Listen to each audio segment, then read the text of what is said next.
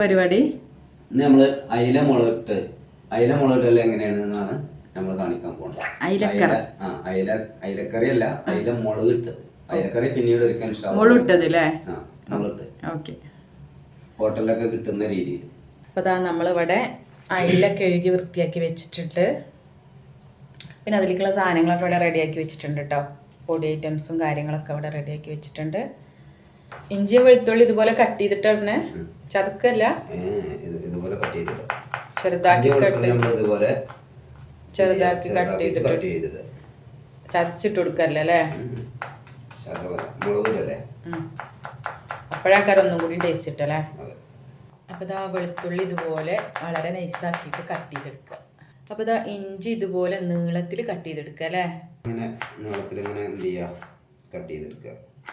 അപ്പോൾ ഇതാ വല്യുള്ളി കട്ട് ചെയ്തെടുക്കുകയാണ്. വല്യുള്ളി കുറച്ച് പോരാക്കോ?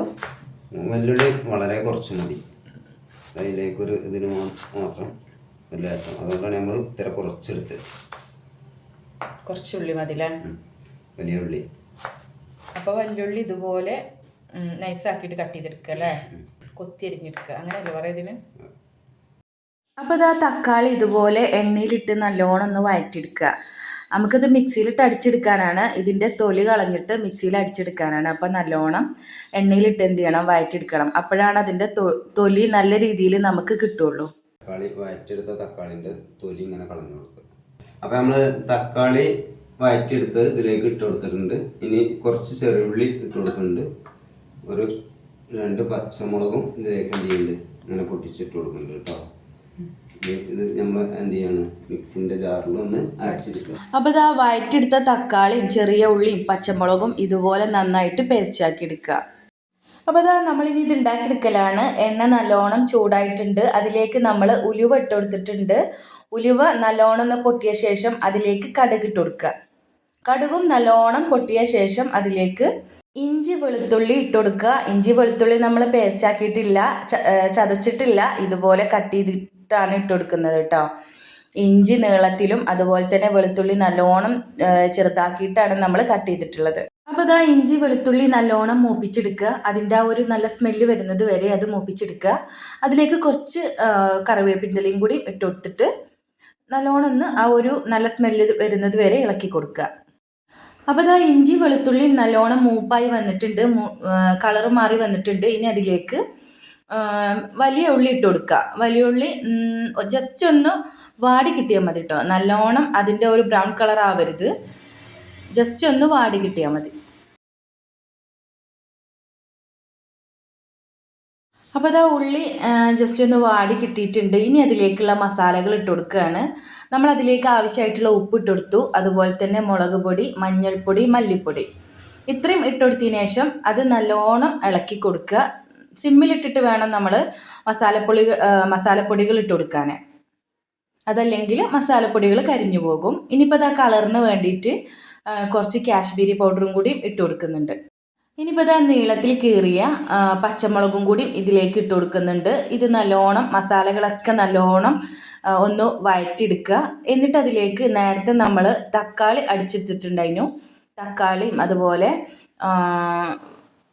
ചെറിയ ഉള്ളിയും തക്കാളിയും പച്ചമുളകും അടിച്ചെടുത്തിട്ടുണ്ടായിരുന്നു, അത് ഇതിലേക്ക് ഒഴിച്ചു കൊടുക്കുക. അപ്പോൾ ഇതാ മസാല നല്ലോണം തിളച്ച് വന്നിട്ടുണ്ട്. ഇനി അതിലേക്ക് നമ്മൾ പുളി ഒഴിച്ചു കൊടുക്കുക, പുളിവെള്ളം ഒഴിച്ചു കൊടുക്കുക.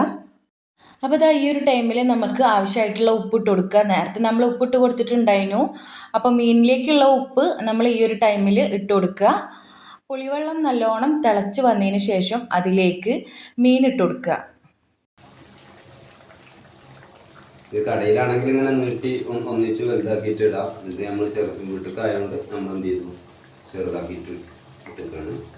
അപ്പോൾ ഇതാ മീനെല്ലാം നമ്മൾ ഇട്ട് കൊടുത്തിട്ടുണ്ട്. ഇനിയിപ്പോൾ അതാ മീനല്ലേ പെട്ടെന്ന് വേവായി കിട്ടും കേട്ടോ, അധികം ടൈമൊന്നും വേണ്ട. ഒരു 10 മിനിറ്റ് നമ്മൾ ഇതുപോലെ മൂടി വെച്ച് വേവിച്ചാൽ മതി. അപ്പോൾ ഇനി നമ്മൾ എന്ത് ചെയ്യാണ്, അതായത് മല്ലിയിലൻ്റെ ഫ്ലേവർ ഇഷ്ടമുള്ള ആളുകൾ എന്ത് ചെയ്യുക, അതുപോലെ 1-2 മല്ലിയില ഒന്നുകൂടെ വേറെ ഒരു ടേസ്റ്റ് കിട്ടും. ഇഷ്ടമുള്ള ആളുകൾ, അല്ല നിർബന്ധമല്ല, വേണമെങ്കിൽ ഇട്ട് കൊടുത്താൽ മതി. അപ്പോൾ ഇതാ മീൻകറി റെഡി ആയിട്ടുണ്ട്. ഇനി അതിലേക്ക് നമുക്ക് മീൻകറി തൂമിച്ചെടുക്കണം കേട്ടോ. അപ്പോൾ ഇതാ നമ്മൾ ചെറിയ ഉള്ളി ഇട്ട് കൊടുത്തിട്ടുണ്ട്. ചെറിയ ഉള്ളി നല്ലോണം കളറ് മാറരുത്. കളറ് മാറിക്കഴിഞ്ഞാൽ കറിൻ്റെ ടേസ്റ്റ് മാറും. ചെറുതായിട്ടൊന്ന് വാടി കിട്ടിയാൽ മതി. അതിലേക്ക് കുറച്ച് കറിവേപ്പിൻ്റെ ഇലയും വേണമെന്നുണ്ടെങ്കിൽ കുറച്ച് വറ്റൽമുളകും കൂടിയും ഇട്ട് കൊടുക്കുക. ഇതെന്ത് ചെയ്യണം, ഇതിലേക്ക് ഒഴിച്ച് കൊടുക്കുക.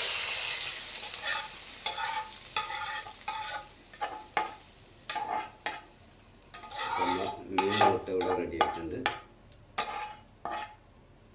അപ്പോൾ ഇതാ തൂമിച്ച് ഒഴിച്ചു കൊടുത്തിട്ടുണ്ട്. നമ്മൾ അടിപൊളി മീൻകറി ഇവിടെ റെഡി ആയിട്ടുണ്ട് കേട്ടോ. അപ്പോൾ ഈ ഒരു മീൻകറി ഉണ്ടല്ലോ, ഈ ഒരു മീൻകറി പൊറോട്ടൻ്റെ കൂടെ അതുപോലെ തന്നെ കപ്പ ഉണ്ടല്ലോ, കപ്പൻ്റെ കൂടെയൊക്കെ കഴിക്കാൻ ഭയങ്കര ടേസ്റ്റുള്ളൊരു മീൻകറിയാണ് കേട്ടോ. അപ്പോൾ എന്തായാലും നിങ്ങൾ ഇതുപോലെ തന്നെ ഉണ്ടാക്കി നോക്കുക, എന്നിട്ട് നിങ്ങളുടെ അഭിപ്രായം അറിയിക്കുക. അപ്പോൾ ഇന്നത്തെ വീഡിയോ ഇത്രേ ഉള്ളൂ കേട്ടോ. അപ്പോൾ നിങ്ങൾക്ക് ഞങ്ങളുടെ വീഡിയോ ഇഷ്ടമായിട്ടുണ്ടെങ്കിൽ ലൈക്ക് ചെയ്യുക, ഷെയർ ചെയ്യുക, സബ്സ്ക്രൈബ് ചെയ്യുക. അടുത്ത വീഡിയോയിൽ കാണുന്നവരേക്കും ഇൻഷാ അല്ലാ അസ്സലാമു അലൈക്കും.